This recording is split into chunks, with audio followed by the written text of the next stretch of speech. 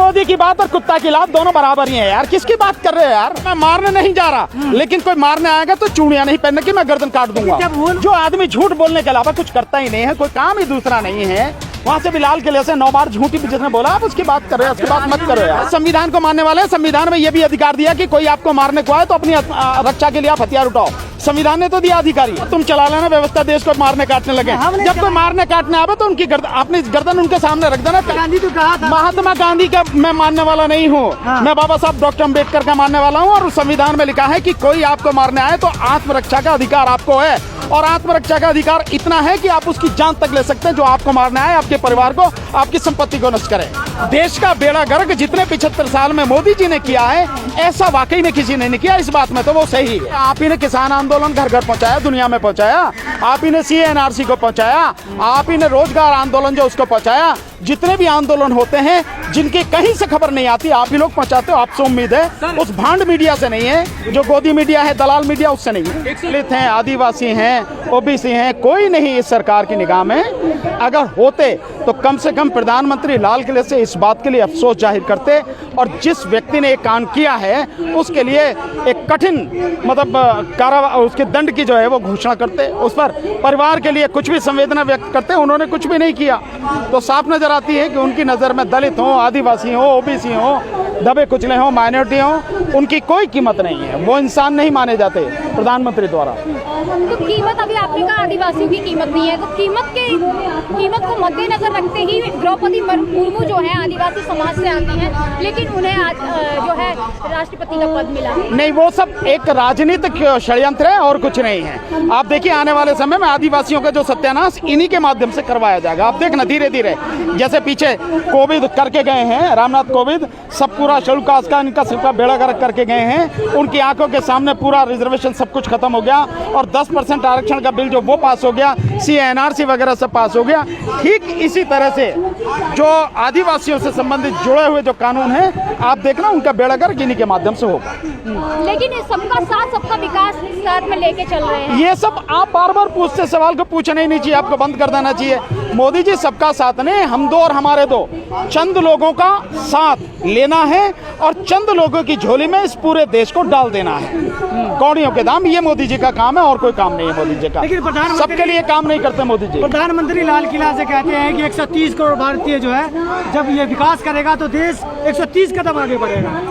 यार ये नौटंकी और इस तरह की भाषा, ये ड्रामे बहुत हो गए हैं। 130 करोड़ कदम चलने से नहीं होगा, लोगों के लिए काम करने से होगा। ये नहीं कि 500 करोड़ रुपए आपने झंडे पे, क्योंकि हर घर झंडे पे खर्च कर दिए। इस 500 करोड़ में 20,000 सैनिकों को तनख्वाह दी जाती है 1 साल के लिए, और इसके प्रचार में जो हजारों करोड़ रुपए खर्च कर दिए वो रहे अलग। सो ये नौटंकी करने से, ये ड्रामा करने से, ये प्रचार करने से, ये विज्ञापनों से देश आगे नहीं बढ़ता। देश काम करने से होता है। ये नारे देने से आगे नहीं बढ़ता, काम करने से आगे बढ़ता है। काम क्या कर रहे हो वो बताओ ना। काम तो कुछ भी नहीं है। वो तो कह रहे हैं कि जो 75 साल में जो काम किसी ने नहीं किया वो हमने किया, इसमें कोई शक नहीं है। हाँ। देश का बेड़ा गर्क जितने 75 साल में मोदी जी ने किया है, ऐसा वाकई में किसी ने नहीं किया। इस बात में तो वो सही है। लेकिन सर जो राजस्थान में घटना घटी है उसको कैसे देखते हैं? नहीं, राजस्थान में जो घटना घटी है बहुत ही दुखद घटना है और मैं समझता हूँ मिलकर सब लोगों को इसके लिए आंदोलन करना चाहिए। आज मैं भी इसीलिए यहाँ पर आया हूँ कि जो मुझे पता लगी कि यहाँ पर उस सिलसिले में आंदोलन है, सो आंदोलन होना चाहिए और वहाँ भी राजस्थान में भी आंदोलन होना चाहिए, देश भर में आंदोलन होना चाहिए, आवाज़ उठनी चाहिए। और जो अपराधी है वो टीचर जो है उसको बाकायदा 302 का मुकदमा दर्ज हो, उसका मुकदमा चले और फांसी की सजा होनी चाहिए। ये रेयरेस्ट इंटू रेयर अपराध है।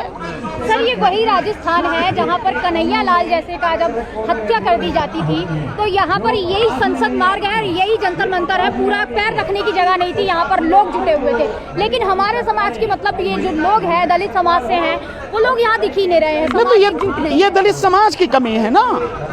आप ये देखिए कि वो अपनी राजनीति के लिए कहीं भी इकट्ठे हो जाते, तो आप क्यों नहीं इकट्ठे हो? तो जब आप पे अत्याचार होता है, वो तो उनकी राजनीति थी, वो उनका आदमी नहीं था, वो आदमी तो OBC का ही था, लेकिन उनकी राजनीति के तहत वो यहाँ पर इकट्ठे हो गए। आपका अपना भाई बच्चा पाक गया है और आप उसके लिए इकट्ठे नहीं हो सकते, तो क्या कर सकता व्यक्ति? ये तो आपकी कमी है। ऐसी घटनाएं सामने आती हैं कि आज़ादी के महोत्सव का कोई मतलब नहीं, कोई मतलब नहीं है। और ये घटनाएं, मैं बार बार कहा है, ये घटनाएं तब तक चलती रहेंगी जब तक आप मारना नहीं सीखोगे। ये तब तक चलेंगे जिस दिन आप मारना सीख जाओगे, कोई आपके खिलाफ कुछ नहीं कर सकेगा। ये बात जो है, जो मनुवादी लोग हैं वो भी कहते हैं कि हथियार उठा लो, मोबाइल छोड़ के आप भी ये बात कह रहे हैं, तो इसमें क्या दिक्कत क्या है? कि कोई फर्क नहीं है भाई। क्या उसका फर्क है कि वो हथियार उठा के हमें काट के चले जाएं तो हम बिल्कुल गाय की तरह, बकरी की तरह बैठ के गर्दन कटवाते रहे, या वो हथियार उठा के? हाँ, संविधान को मानने वाले हैं। संविधान में ये भी अधिकार दिया कि कोई आपको मारने को आए तो अपनी रक्षा के लिए आप हथियार उठाओ। संविधान ने तो दिया अधिकार, ये आईपीसी ने तो दिया ये अधिकार। वो 8 साल का बच्चा क्या करता सर? नहीं, 8 साल का बच्चा नहीं करता, उसके परिवार वाले लोग हैं, समाज के लोग हैं, आवाज तो उठा सकते हैं कि उसके खिलाफ FIR हो, 302 का मुकदमा हो और वो जेल जाए। ये तो काम कर सकते हैं। पुलिस लाठी चार्ज करे उनके सर। कोई बात नहीं, कितने लोगों पर करेगी? हमारी आबादी कितनी है? हमारी आबादी कितनी है उसके हिसाब से लड़ो। हमारी आबादी 40 करोड़ से ज्यादा है। पुलिस वाले इतने लोग हैं क्या? इतनी लाठी बरसाएंगे? ये हम डर रहे हैं, वो अलग बात। सर एक दूसरे को लोग काटने मारने लगे, देश की व्यवस्था कैसे चलेगा? भैया तुम चला लेना व्यवस्था, देश को मारने काटने लगे।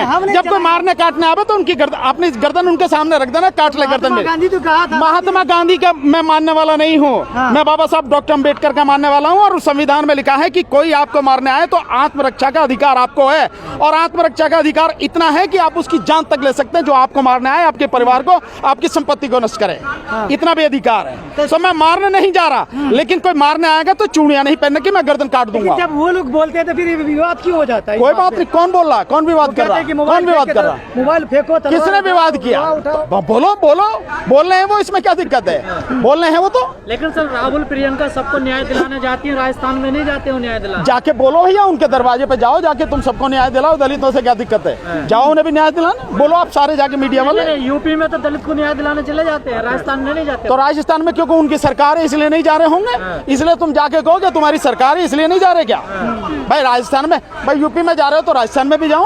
अन्याय जहाँ हो रहा वहाँ जाओ ना, भेदभाव क्यों कर रहे हो? नहीं तो जो बहुजन नेता वो भी तो जमीन पे नहीं उतरे अभी तक। तो आप उनसे बहुजन नेताओं से कहो जमीन पे उतरो भाई आप। मैं तो जमीन पे हूँ ना, आपको मैं तो दिख रहा हूँ ना जमीन पे, यहाँ खड़ा हुआ। दलित लोग कहते हैं कि बहुजन वोट है, वो बहुजन को जाता है नेताओं को। यही तो दिक्कत है कि जब उन्हें जरूरत होती है उनकी कि वो सड़क पर आए, इकट्ठे हों, संघर्ष करें, तब वो नहीं नजर आते हैं। नतीजा सामने है। सर आखिर क्या करे? दलित मूंछ रखे तो हत्या, घोड़े पे चढ़े तो हत्या, अच्छे कपड़े पहने तो हत्या। देखो भाई, सबसे पहली बात है कि अपने आप को एजुकेट करो, शिक्षित करो, और दूसरा है कि संगठित हो। अकेले अकेले रहेंगे, बिखरे रहेंगे तो यही हाल होगा। इकट्ठे हो जाएंगे, शिक्षित हो जाएंगे, फिर इसका मुकाबला किया जा सकता है। रोहित वेमुला भी तो शिक्षित होने गया था, कोई दिक्कत तो, लेकिन उसके बाद में आंदोलन हुआ ना। रोहित वेमुला के बाद में कितना बड़ा आंदोलन हुआ भाई।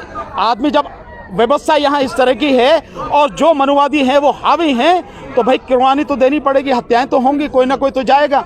लेकिन ये रुके, इसके लिए लोगों को इकट्ठा होना बहुत जरूरी है, इकट्ठे होकर संघर्ष करना बहुत जरूरी है, एक नीति, एक रणनीति बनानी जरूरी है। आपने कहा शिक्षित करो, जो लोग जो शिक्षित हो चुके हैं वो तो सड़कों पर नहीं है इंसाफ दिलाने के लिए। तो मैं तो कह रहा हूँ ना, उनसे जाके कहो कि तुम शिक्षित होकर सड़कों पे आओ। भानु जी ने कहा आते क्यों नहीं? कहो जाओ क्यों? सर सवर्णों की किसी की हत्या होती है तो उसको 1 करोड़ रुपए मिलते हैं, सरकारी नौकरी मिलती है, तो दलितों को 1-2 लाख में बहका देते हैं। देखिए, सिर्फ इसलिए नहीं मिलते कि हमारा जो संगठन है, हमारे जो लोग हैं वो मजबूती से इकट्ठे नहीं हैं। जिस दिन इकट्ठे हो जाएंगे आपको भी 1 करोड़ रुपए मिलेंगे, बशर्ते आप इकट्ठे हों। ऐसी उन पार्टियों की नहीं, पार्टियों की मानसिकता तो कहने की बात कहाँ है। कोई भी पार्टी हो, हमारे प्रति मानसिकता उनकी ऐसी ही है, हमेशा रहेगी भी। आप उसे बदलने वाले नहीं है। ये तो हमारी ताकत पर ही निर्भर है कि हमारी ताकत होगी तो हम उनसे जो अपना हक ले लेंगे। इसी सरकार ने 50 लाख दिए थे कन्हैया को। यही सरकार पीछे जो मूछों के उसमें जो मेघवाल हुआ, उनको भी 50 लाख दिए थे। 1 करोड़ मिल सकते हैं, आप लड़ो तो सही, संघर्ष तो करो आप। सर कपिल मिश्रा है, वो जाते हैं 1 करोड़ रुपए जमा करके पहुंचाते हैं। अरे यार, मेरे किनकी ऐसा नेता नहीं है क्या दलितों में? भैया ढूंढ लो मिल जाए तो। नहीं, मैं क्यों बताऊंगा? मैं नेता बताने के लिए हूँ क्या? बेकार की बात करे यार। मेरे समाज में रहता हूँ तो क्या मैं नेता बनाने के लिए हूँ? बेकार की बात कर रहे हो आप।